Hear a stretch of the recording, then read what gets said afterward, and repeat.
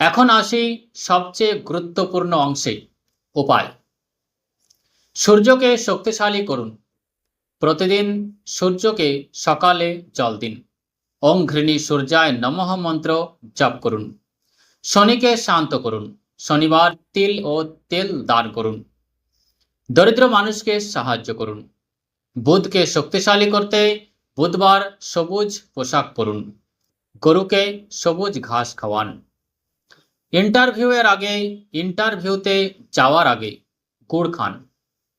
ভগবান গণেশের ধ্যান করুন এবং ওং গং গণপতায় নমঃ মন্ত্র 11 বার জপ করুন। বিশেষ উপায়, ঘরের উত্তর দিকে একটি ছোট আয়না রাখুন। এটি পজিটিভ এনার্জি বাড়িয়ে দেবে। বন্ধুরা, মনে রাখবেন, ব্যর্থতার মানে এই নয় যে আপনি অযোগ্য।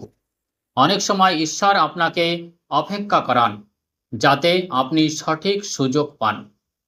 আপনার পরিশ্রম কখনোই বিফলে যায় না, শুধু সঠিক সময়ের অপেক্ষা। আপনি যদি বারবার ইন্টারভিউতে ব্যর্থ হচ্ছেন এবং বুঝতে পারছেন না কি সমস্যা কোথায়, তাহলে একবার আপনার কুণ্ডলীর সঠিক বিশ্লেষণ করিয়ে নেবেন।